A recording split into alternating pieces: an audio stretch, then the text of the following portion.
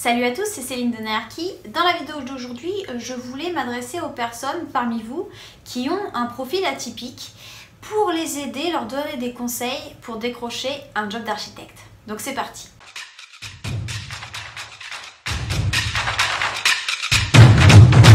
Déjà, on va voir ensemble ce que ça veut dire avoir un profil atypique parce que tout le monde n'est pas concerné. En fait, avoir un profil atypique, c'est avoir un profil qui s'oppose au profil classique. Et pour vous donner des exemples de ce que j'ai pu voir en coaching, ce sont par exemple des personnes qui ont fait d'autres études à part l'architecture et qui n'ont pas forcément terminé leurs études d'architecture, qui n'ont pas forcément leur diplôme, des personnes qui ont mis plus de temps à terminer leurs études d'architecture, qui ont eu des coupures assez importantes. Là, je ne parle pas de césure, mais vraiment de coupures de plusieurs années. Ou des personnes qui ont eu des coupures, un éloignement de l'architecture, après avoir démarré leur carrière dans le domaine. Pour des raisons personnelles, ils se sont éloignés de l'architecture pendant plusieurs années. Alors maintenant, pourquoi c'est difficile de trouver un emploi d'architecte quand on a un profil atypique? Parce qu'en France, c'est pas forcément très bien vu, les interruptions, les différents essais, le fait de ne pas terminer ses études ou de s'éloigner d'un domaine. C'est dommage parce que quand vous faites ça quelque part, c'est parce que vous avez de la curiosité, vous avez eu l'audace d'essayer et vous pouvez être découragé par des recruteurs ou par votre entourage qui va vous dire que finalement votre parcours est un peu chaotique. Donc on va voir un peu ensemble comment vous pouvez vous y prendre pour convaincre les recruteurs. On va commencer par la préparation de la candidature. Déjà, il faut comprendre que vous ne pouvez pas laisser les choses au hasard. Vous ne pouvez pas vous permettre de faire une candidature lambda, entre guillemets. Il faut que vous soyez extrêmement convaincant et convaincu de votre parcours. Et donc, vous avez deux postures à adopter par rapport aux différentes expériences professionnelles que vous avez connues. La première posture, ça va être d'assumer complètement votre parcours et sa diversité et de tout montrer. La deuxième posture, ça va être plutôt de fonctionner par sélection, faire une hiérarchie entre les différentes expériences que vous avez connues. Quand par exemple vous vous êtes éloigné de l'architecture pendant plusieurs années, vous ne pouvez pas vraiment vous permettre de ne pas en parler parce que sinon vous allez avoir un trou dans votre CV. Et les trous dans un CV, ce n'est pas très rassurant pour le recruteur. De ce fait, vous allez devoir adopter la première posture et assumer complètement.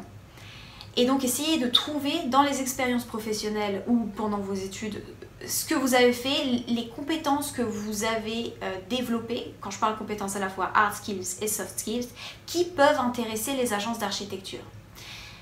La deuxième posture qui consiste à sélectionner, ça va plus s'appliquer à vous si vous avez par exemple eu des expériences diverses et variées, mais qui n'étaient pas forcément très longues. Là, vous allez peut-être pouvoir ne pas tout montrer, certaines expériences qui n'ont pas vraiment de rapport avec l'architecture, vous pourrez les effacer. Et à l'inverse, quand vous aurez des expériences qui sont plus reliées à l'architecture, là vous allez faire une hiérarchie, c'est-à-dire que vous allez en parler beaucoup plus. Dans le CV, vous allez allouer une place plus importante à ces expériences. Dans le portfolio, vous avez montré les projets que vous avez développés pendant ces expériences, de telle sorte que lorsque le recruteur va regarder votre candidature, son regard va être attiré plus vers ces expériences que vers les autres. Maintenant, on va parler de l'envoi de candidature, donc le cœur de la recherche d'emploi. Encore une fois, comme vous avez un profil atypique, vous allez devoir adapter votre stratégie. Vous n'allez pas pouvoir faire comme tout le monde, entre guillemets. Parce que, en général, comment on s'y prend quand on recherche un emploi en tant qu'architecte ou en tant que chercheur d'emploi, tout bonnement? On commence par répondre à des offres d'emploi. C'est la solution la plus privilégiée. Ensuite, les candidatures spontanées éventuellement et éventuellement vraiment le réseau, mais c'est assez rare. Et bien vous, disons que vous allez presque devoir adopter une stratégie inversée, c'est-à-dire commencer par le réseau.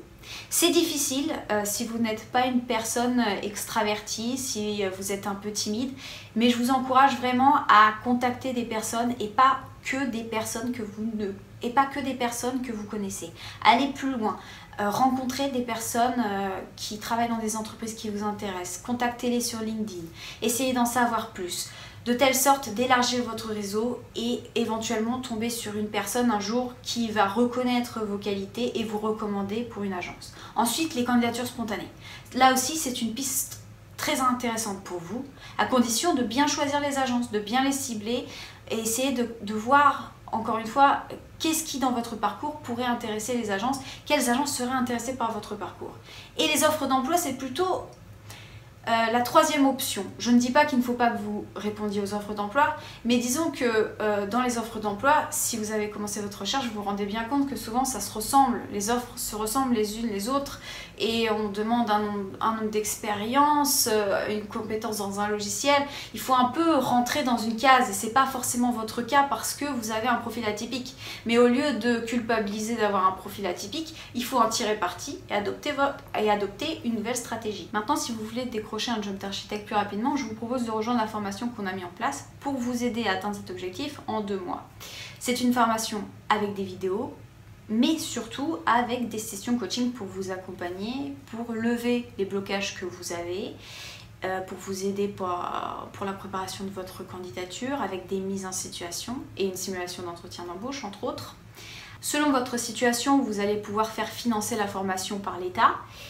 Après, ce n'est pas forcément une formation qui est faite pour tout le monde, il faut être motivé, il va falloir se remettre en question, avoir du temps pour mettre en place les exercices.